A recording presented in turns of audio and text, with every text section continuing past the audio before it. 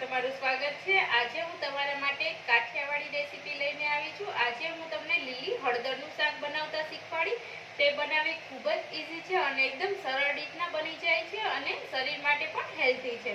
તો ચાલો આપણે બનાવવાનું સ્ટાર્ટ કરીએ। એના માટે મેં 250 લીલી હળદર લીધી છે, લીલા વટાણા, ડુંગળી, ટમેટા, દહીં, ઘી, લીલું લસણ, આદુ, મરચાં અને લસણની પેસ્ટ, ગોળ, નમક અને હળદર। આના સિવાય આપણે આમાં કશો જ બીજો મસાલો એડ નથી કરવાનો। આટલી જ સામગ્રીમાંથી આપણે આજે એકદમ ટેસ્ટી, યમી અને હેલ્ધી આપણે શાક બનાવીશું। તો ચાલો આપણે બનાવવાનું સ્ટાર્ટ કરીએ। સૌપ્રથમ આપણે હળદર લેશું અને એની ઉપરથી આ રીતના આપણે એની છાલ હટાવી દેશું। આ રીતના હું બધી હળદરની છાલ હટાવી દઉં છું। પાણી આ રીતના મેં છાલ ઉતારી અને પાણીમાં રાખી દીધી છે। આપણે ધોઈ લેવાની છે પાણીમાં। પહેલાં આપણે ખમણી અને પછી નથી ધોવાની, તો બધું અંદરનું જે વિટામિન્સ હોય છે તે નાશ થઈ જશે। તો તેના માટે આપણે પહેલાં ધોઈ લેશું અને આ રીતના ખમણી લઈ લેશું અને આ રીતના આપણે એમાં ખમણી લેશું। એકદમ ઝીણું નથી ખમણવાનું, તમે જોઈ શકો છો એકદમ જાડા તારવાળી જે હોય છે તે ખમણીથી આપણે બધી હળદર ખમણી લેશું।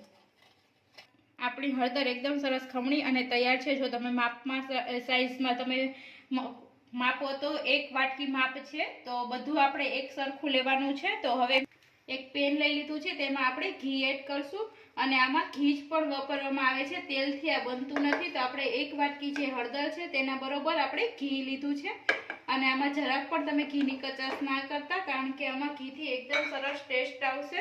આપણું ઘી એકદમ સરસ ગરમ થઈ ગયું છે। હવે આપણે એ સમયે આપણે આમાં હળદર એડ કરી દઈશું।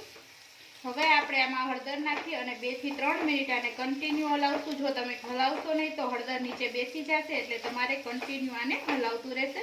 આમાં ઘીથી એકદમ સરસ ટેસ્ટ આવે છે અને આ શાક મહેસાણામાં વધુ બને છે અને ઉત્તર ગુજરાતમાં વાડીમાં તે લોકો બધા વધારે પ્રોગ્રામ બનાવે છે ત્યારે આ શાક હોય છે। એકદમ સરસ ટેસ્ટી અને હેલ્ધી હોય છે।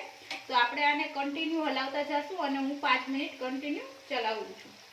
સરસ હળદર એકદમ સરસ ચડી ગઈ છે, તમે જોઈ શકો છો। આ જ સમયે જે મેં લીલું લસણ અડધી વાટકી લીધી હતી તે આમાં એડ કરી દઉં છું। લીલું લસણથી એકદમ સરસ ટેસ્ટ આવે છે। તો આને આપણે સરસ મિક્સ કરી લઈએ। આ જ સમયે આપણે જે ડુંગળી સમારીને રાખી હતી તે આપણે આમાં એડ કરી દઈએ અને જે આદુ, મરચાં અને લસણની પેસ્ટ છે તે પણ એડ કરી દઈએ અને આ જ સમયે આપણે વટાણા પણ એડ કરી દઈએ અને આ બધું આપણે એકદમ સરસ ધીમી આંચે આપણે આને ચડવા દેશું અને એકદમ થોડી વારે આપણે આને ચમચો હલાવતા રહેશું। આ જ રીતના આપણે એને એકદમ સરસ ડુંગળી અને વટાણા બંને ચડી જાય ત્યાં લગીને આપણે આને ચડવા દેશું।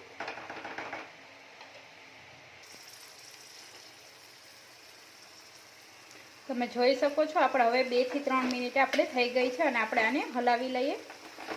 પણ આપણું શાક એકદમ સરસ ચડી ગયું છે અને હજી આપણે આને 2 થી 3 મિનિટ રહેવા દેશું, જેથી કરી એકદમ સરસ ટેસ્ટ આવી જશે। ડુંગળી પણ ચડવા આવી છે। આ જ સમયે આપણે આમાં ટમેટા એડ કરી દેશું। ટમેટા મિક્સ કરી લઈએ। તમારે માપ એક જ સરખો બધો રાખવાનો છે।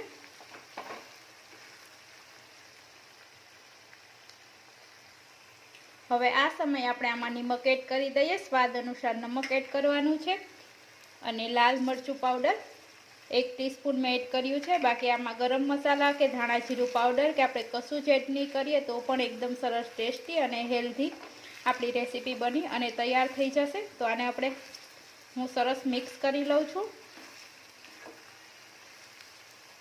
અને આને હજી આપણે 2 થી 3 મિનિટ ચડવા દેશું।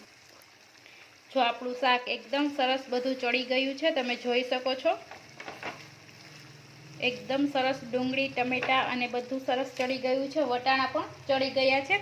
આ સમયે આપણે દહીં એડ કરી દેશું। ગેસની ફ્લેમ સાવ સ્લો કરી દેશું અને કન્ટિન્યુ હલાવશું, જેથી કરી દહીં આપણું ફાટે નહીં।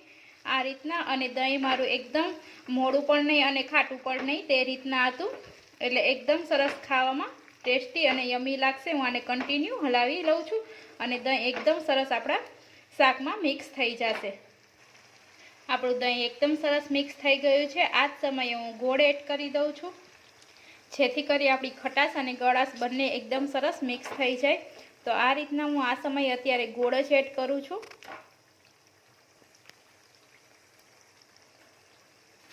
અને આપણું શાક બની અને એકદમ સરસ તૈયાર છે. તમે જોઈ શકો છો એકદમ ટેસ્ટી અને યમી લાગે છે. જોતાં જ મોંમાં પાણી આવી જાય છે. તમે આ રીતનું જો ઘરે બનાવશો બાળકો તથા બધાને બહુ જ ભાવશે. તો આ સમયે આપણે ગેસની ફ્લેમ બંધ કરી દઈએ અને શાકને સર્વિંગ પ્લેટમાં સર્વ કરી લઈએ. એકદમ સરસ શાક બની અને ટેસ્ટી અને યમી એકદમ હેલ્ધી. જો બાળકો આપણી હળદર ખાતા હોતા નથી તો આ રીતના જો તમે એને શાક બનાવી દેશો તો બધાને બહુ જ ભાવશે અને બધા આંગળા ચાટતા રહી જશે અને વારંવાર ફરમાઈશ મૂકશે કે તમે હળદરનું શાક બનાવો. અને આમાં એકદમ સરસ ટેસ્ટી યમી અને હેલ્ધી છે. તો તમે ઘરે એકવાર જરૂર આ રેસીપી ટ્રાય કરજો. આમાં તેલનો ઉપયોગ નથી થતો, આમાં ઘીનો ઉપયોગ જ થાય છે. ઘીથી એકદમ સરસ ટેસ્ટ આવે છે. તમે જોઈ શકો છો વટાણા ઓપ્શનલ છે, જો તમારે નાખવા હોય તો નાખી શકો. આ સમયે તમે કાજુ બદામ ઉપરથી તમારે નાખવા હોય તો તે પણ નાખી શકો છો. તો આઈ હોપ તમને મારી રેસીપી ગમી હશે.